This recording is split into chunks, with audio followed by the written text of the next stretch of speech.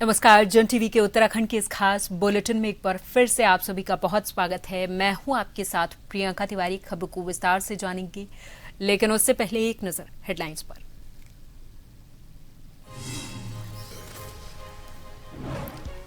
प्रधानमंत्री मोदी का कल उत्तराखंड दौरा। मुख्यमंत्री धामी ने कार्यक्रम स्थल पहुंचकर लिया तैयारियों का जायजा। दौरे को लेकर कांग्रेस ने पूछे 10 सवाल।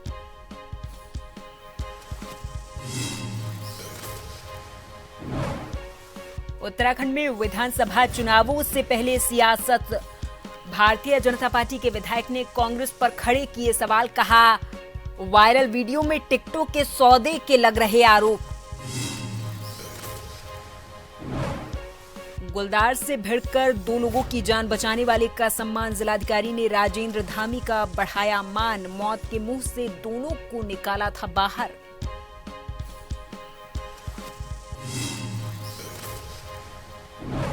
हज यात्रा की तैयारियां तेज। रुड़की में अध्यक्ष खतीब अहमद और विधायक शहजाद ने प्रशिक्षण शिविर का किया शुभारंभ।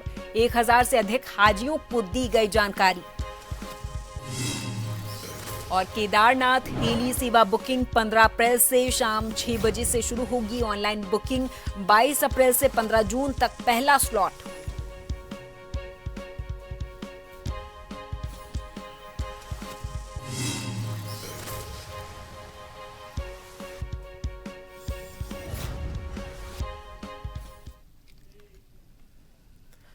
उत्तराखंड के मुख्यमंत्री पुष्कर सिंह धामी ने सचिवालय में विधानसभा क्षेत्र डीडीहाट, गंगोलीहाट, कपकोट और बागेश्वर से संबंधित मुख्यमंत्री घोषणाओं की विस्तार से समीक्षा की। इस बैठक के दौरान मुख्यमंत्री ने स्पष्ट किया कि जिन घोषणाओं पर अभी तक शासनादेश जारी नहीं हुए हैं, उनके संबंध में तुरंत कार्रवाई सुनिश्चित की जाए। उन्होंने कहा कि लंबित घोषणाओं पर अधिकतम 20 दिनों के अंदर शासनादेश जारी कर दिए जाएं, ताकि योजनाओं के क्रियान्वयन में किसी प्रकार की कोई देरी न हो।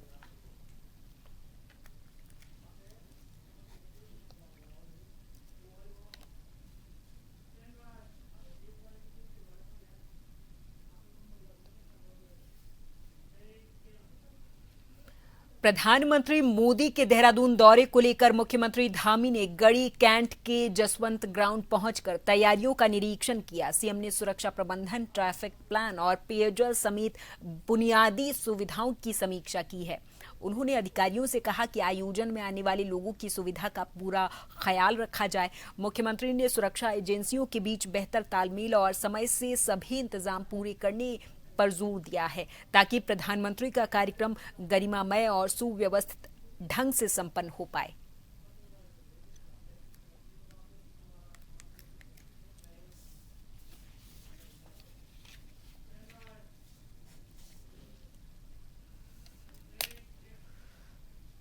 इधर दिल्ली देहरादून इकोनॉमिक कॉरिडोर के उद्घाटन से पहले प्रदेश सरकार ने इसे विकास और पर्यावरण संतुलन का अहम मॉडल बताया है। 14 अप्रैल को प्रधानमंत्री मोदी इस परियोजना का उद्घाटन करने वाले हैं। वन मंत्री सुबोध उनियाल ने इस पर बताया कि कॉरिडोर का हिस्सा राजाजी टाइगर रिजर्व और शिवालिक क्षेत्र से गुजरता है, जहां 1.95 लाख पौधों का वृक्षारोपण किया गया है।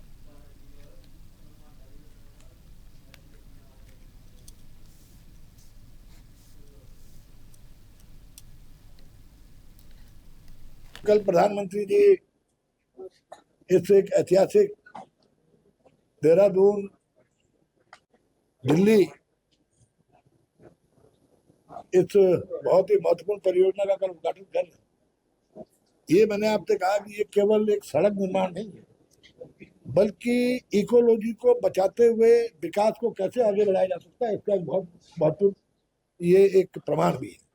और जिस तरह से निश्चित होकर हमारे वाइल्ड लाइफ इस जो हमारा इसमें कॉरिडोर है उत्तराखंड राज्य की सीमा में, जिस तरह से बिल्कुल निश्चित होकर वो लोग अपना मूवमेंट कर रहे हैं। WII ने इसमें परीक्षण भी कराया और कई तरह हमारे कई हाथियों से लेकर गुलदार से लेकर तमाम तरह के वन्य जीव इसमें विचरण करते हुए देखे गए हैं। और वन्य जीव विचरण करते रहे, उनकी आवाजाही भी रहे, और हमारी इस परियोजना के माध्यम से इस राज्य में चाहे इंडस्ट्रियल रिवोल्यूशन की बात करें कि इंडस्ट्री के लिए मार्केट भी आसान हो जाएगा, इंडस्ट्री के लिए रॉ मटेरियल लाना भी आसान होगा। उत्तराखंड की धरती एक बार फिर से बड़े राजनीतिक संदेश की गवाह बनने जा रही। दरअसल 14 अप्रैल को प्रधानमंत्री मोदी दिल्ली देहरादून एक्सप्रेसवे का उद्घाटन करने वाले हैं। देखिए रिपोर्ट।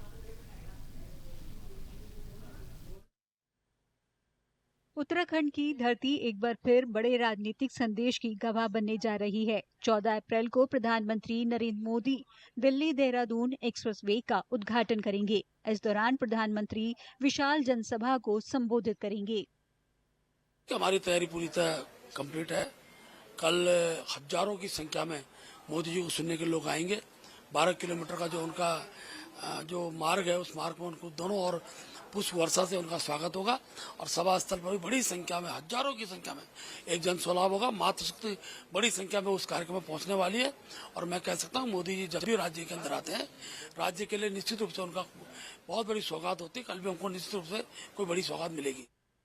अपने कार्यक्रम के दौरान पीएम मोदी डाट काली मंदिर में दर्शन पूजन भी करेंगे। डाट काली मंदिर न केवल आस्था का केंद्र है, बल्कि इसका इतिहास भी बेहद दिलचस्प है। माना जाता है कि अंग्रेजों के समय सुरंग निर्माण के दौरान आ रही बाधाओं के बाद यहाँ मां काली का मंदिर स्थापित किया गया था। हम लोग भी उत्साहित हैं। यहाँ मंदिर में भी तैयारियां शुरू कर दी गई है। तो मंदिर की सजावट कई है, फूलों से सजावट हो रही है मंदिर की अंदर बाहर, जिसमें फूल आ रहे हैं कई, मतलब दूर दूर से फूल आ रहे हैं, जैसे वृंदावन से आ रहे हैं, बंगाल से आ रहे हैं कुछ कुछ फूल, तो वैसी सजावट की गई है। आगामी विधानसभा चुनाव के मद्देनजर आस्था और विकास का ये संगम राजनीतिक रूप से काफी अहम माना जा रहा है।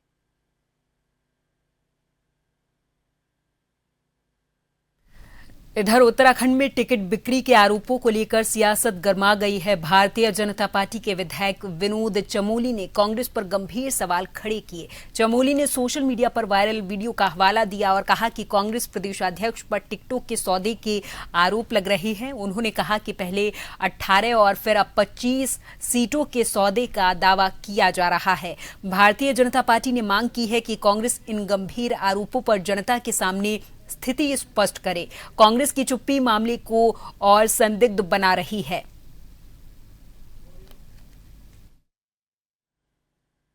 फेसबुक पर भावना पांडे जी का एक वीडियो बहुत वायरल हो रहा है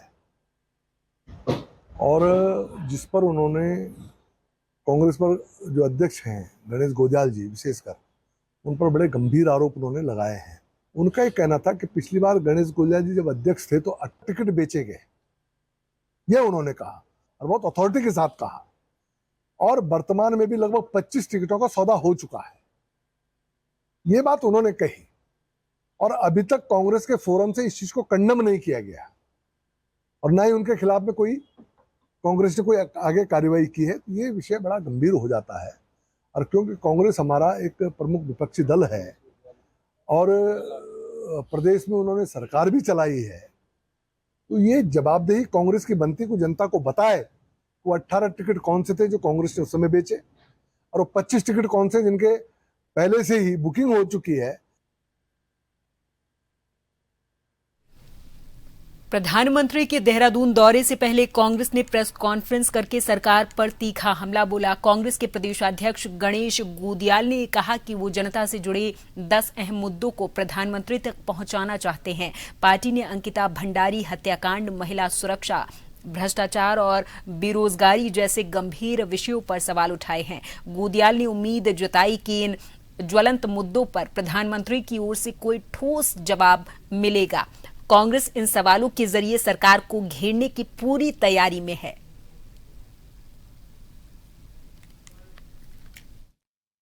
देश के आदरणीय प्रधानमंत्री एक दिवसीय उत्तराखंड दौरे पे आ रहे हैं। मैंने सुना उनका रोड शो है।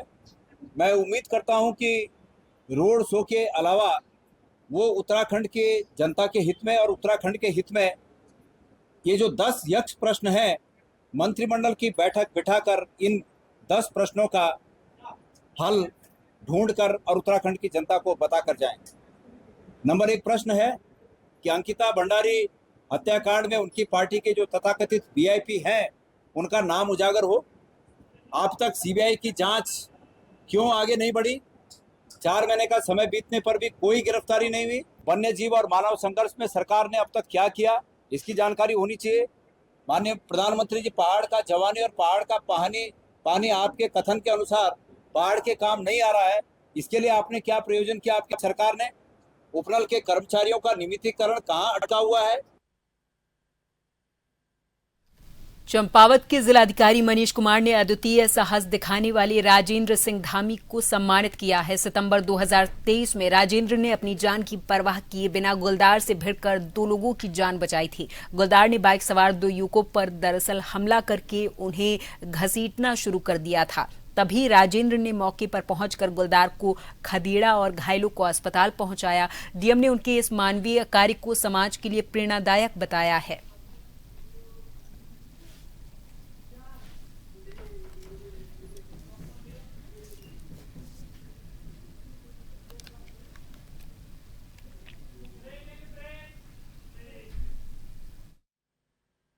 चंपावत में अपनी मांगों को लेकर सैकड़ों आंगनबाड़ी कार्यकर्त्रियों ने सड़कों पर उतरकर सरकार के खिलाफ मोर्चा खोल दिया है। संगठन के जिलाध्यक्ष मीना बोहरा के नेतृत्व में महिलाओं ने 24,000 मानदेय और सेवानिवृत्त पर 10 लाख रुपए की मांग की है। आंदोलन को कांग्रेस, सपा और यूकेडी का भी समर्थन मिला है। भारी पुलिस बल ने प्रदर्शनकारियों को कलेक्ट्रेट जाने से रोका। इस दौरान आंगनबाड़ी कार्यकर्त्रियों ने ये चेतावनी दी कि अगर उनकी मांगें पूरी नहीं होती हैं तो आंदोलन और तेज किया जाएगा।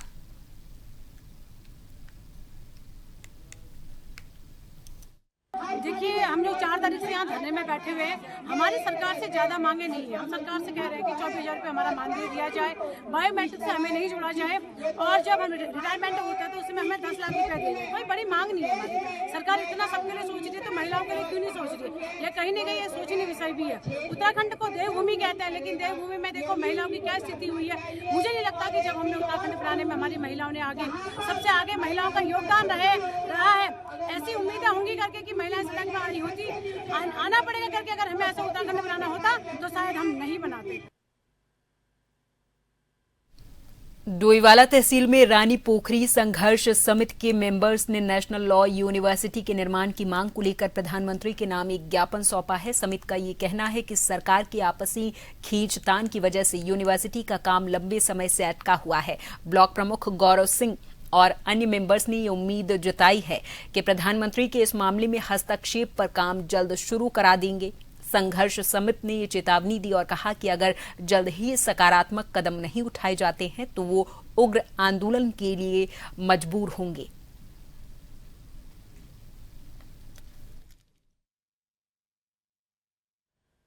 आज जो संघर्ष समिति है उन्होंने प्रधानमंत्री जी के नाम ये ज्ञापन दिया है और कल प्रधानमंत्री जी उत्तराखंड आ रहे हैं, तो हम सब उनका स्वागत करते हैं और इस उम्मीद से कि जिस तरह से भारतीय जनता पार्टी के नेताओं की आपसी लड़ाई के चक्कर में हमारे डोईवाला का, रानी पोखरी, लिस्टाबाद का जो नुकसान हो रहा है, बहुत बड़ा कार्य यहाँ पे होने जा रहा था और आपकी आपसी लड़ाई की वजह से ये इतना बड़ा यूनिवर्सिटी यहाँ से कहीं और शिफ्ट करने की बात की जा रही है। हम उसका विरोध करते हैं और उम्मीद करते हैं कि प्रधानमंत्री जी इसका संज्ञान लेंगे। हम ये विश्वविद्यालय के लिए हम यहाँ पर सरकार ने, त्रिवेंद्र सिंह रावत जी ने यहाँ पे शिलान्यास किया था और उनके द्वारा ये निरस्त करे धामी सरकार जी हम उनको बांध विस्थापितों को दे रही है। तो हम इसलिए यहाँ पे आए हैं कि हमारी जो आपकी सरकार ने जो ये वादा किया था हमसे और हमने इसी वादे के साथ में उस सरकार को वोट दिया था और अब ये सरकार हमारे साथ में ये कर रही है तो हमें यहाँ पे आना पड़ रहा है। रुड़की के पिरान कलियर के हज हाउस में हज 2026 की तैयारियां तेज हो गई हैं। हज कमेटी के अध्यक्ष खतीब अहमद और विधायक मोहम्मद शहजाद ने प्रशिक्षण शिविर का शुभारंभ किया है। इस शिविर में 1348 हाजियों को एहराम पहनने, तवाफ और अन्य धार्मिक प्रक्रियाओं की बारीकी से जानकारी दी गई। इस दौरान यात्रियों को मक्का मदीना के नियमों और स्वास्थ्य सुरक्षा के प्रति जागरूक किया गया है ताकि उनकी यात्रा सुगम और सुरक्षित रह पाए।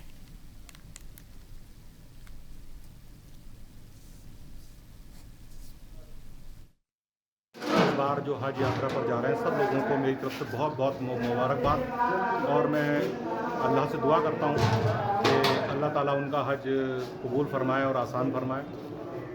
उसी जो हमारे उत्तराखंड के हाजी जा रहे हैं उसी क्रम में एक हमारे यहाँ पे हरिद्वार डिस्ट्रिक्ट के जो हाजी हैं उनका प्रशिक्षण का कार्यक्रम रखा गया है। उसमें हाजियों को जो हज के दौरान क्या क्या अरकान करने हैं उसके बारे में उनको बताया जा रहा है, क्या क्या गलतियाँ नहीं करनी है उसके बारे में बताया गया है। और जैसा कि आपने देखा कि हाजियों को सब लोग मुबारकबाद पेश कर रहे हैं और उनसे गुजारिश कर रहे हैं कि आप जब खाने काबा के सामने जाएं तो देश के लिए आप दुआ करें। जौनसार बाबर के रायगी मंदिर में बिस्सू मेले की भव्य शुरुआत हो गई है। 28 गांव के हजारों श्रद्धालुओं ने सेठ कुडिया महाराज के दरबार में मत्था टेक कर खुशहाली की कामना की है। इस दौरान देवता की पालकी के दर्शनों के लिए भारी भीड़ उमड़ी। मेले में हारूल, तांदी और ठोड़ा जैसे पारंपरिक नृत्यों ने समा बांध दिया। कलाकारों ने पांडवकालीन युद्ध कौशल का प्रदर्शन करते हुए प्राचीन संस्कृति की झलक पेश की है। स्थानीय लोगों ने अब रायगी मंदिर को महासू सर्किट से जोड़ने की मांग भी उठाई है।